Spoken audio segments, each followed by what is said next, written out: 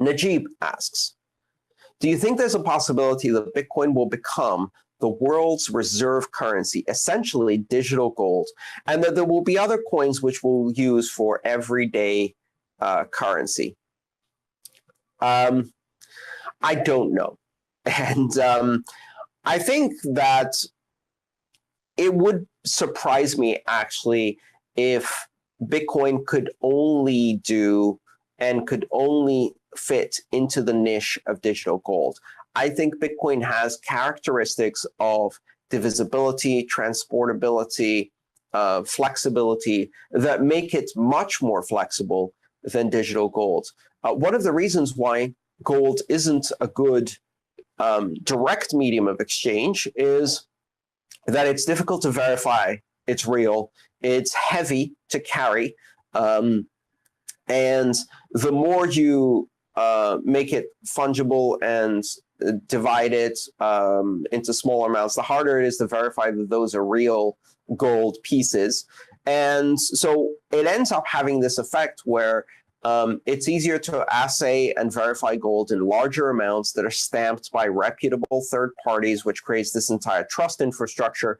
And then the cost of storing and securing gold is so high that it's better to do it in a custodial manner, where you put it in a vault and you have professionals guarding it, and you end up with a little paper certificate, which causes other problems like hypothecation and makes it difficult to use directly as a medium of exchange.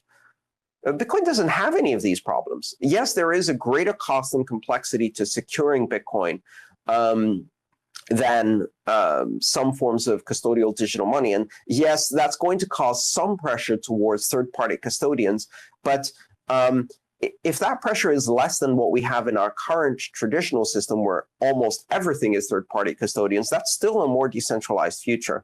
And the ability to transport Bitcoin very quickly in very small amounts, and even with second layer networks, even faster and at the level of microtransactions, means I think Bitcoin can be a medium of exchange, a very effective medium of exchange.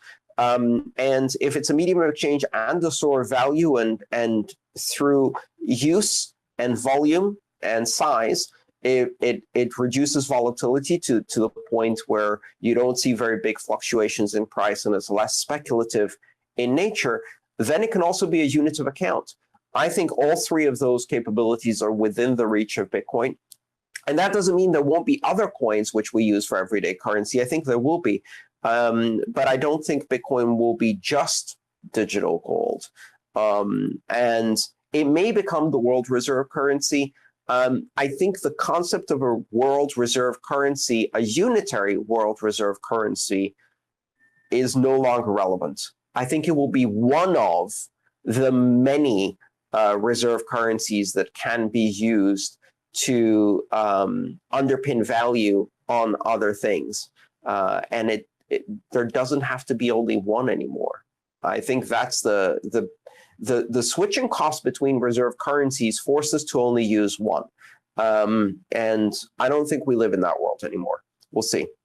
Since Bitcoin is different, how do you see the mainstream adoption, and is it going to be through Bitcoin or maybe something else which can be censored?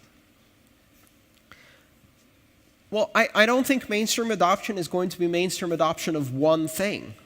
And I think that's a mistake. The idea that everybody will suddenly stop using their national currency and start using only Bitcoin in replacement, I think that's the wrong mentality.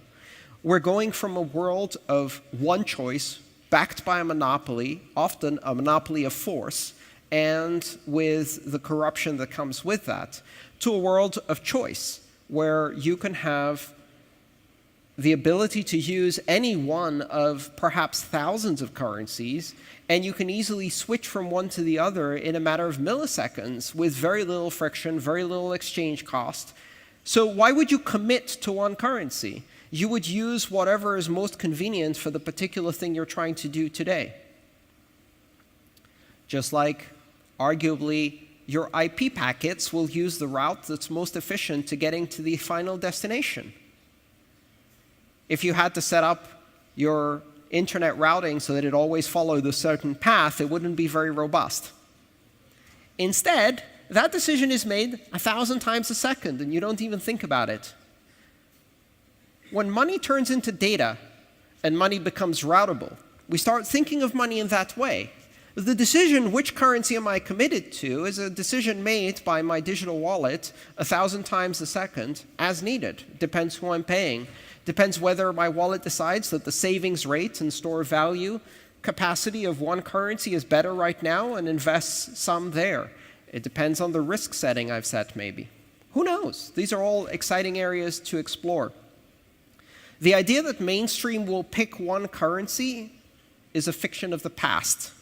The only reason most of us only use one currency is because the switching costs are enormous, especially when you have a government monopoly backing it and you have restrictions on currency exchanges. Otherwise, it's an unnatural state of affairs. What's your favorite food? Sorry? Apples. Okay, from now until the rest of your life, you will only eat apples. Not your favorite food anymore. Why would you do just one? Why pick just one? So the idea that we have just one currency and can only use one currency is primarily because of artificial restrictions. I want to have a buffet of currencies. I want to be able to go back to the buffet and refill my plate with something different. And every day try something new. I want some variety. Maybe if I'm trading with some people, I want one currency, maybe another currency. And some of those currencies are going to be censorship focused, right? Just like today, you have the opportunity to use any website in the world. And you have friends who only use Facebook, right? That's the choice they've made. Is it a good choice? For them it is. But at least they have that choice. And the funny thing about that is because they have that choice, they also have the choice to leave.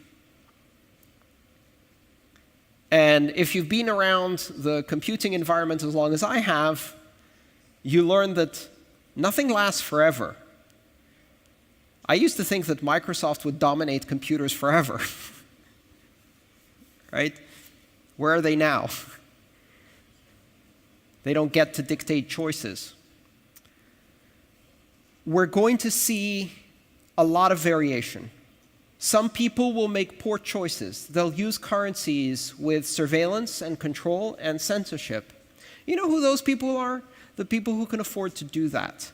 And the reason they can afford to do that is because their government is not corrupt yet. Because if you go to Argentina or Venezuela and you say, hey, would you like to use the government money? No one wants to use that money. And the reason is they know. They already know how expensive that choice will be. Not just expensive as in you lose part of your salary, expensive as in you lose the future of your children.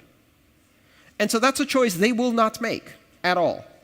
But, you know, if you're an American, if you're German, maybe if you're Polish, and you have a Visa, and you can use that in every store, and it's easy and uncomplicated, is anybody censoring your transactions right now?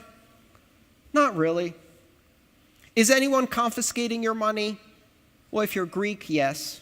But if you're Polish, not yet.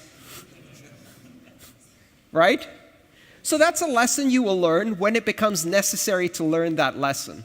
The end result is you will have systems that are fragile competing against systems that are robust. You will have systems that can be debased through inflation competing against systems that cannot be debased. You will have systems that can be censored competing against systems that cannot be censored. And some people will make the right choice and some people won't, and that's okay. Not everyone needs it. I know which choice I'm going to make. To me, the only important thing is, can I make that choice? And if I can make that choice and I'm the only one making that choice, that's okay too. I'm used to being weird.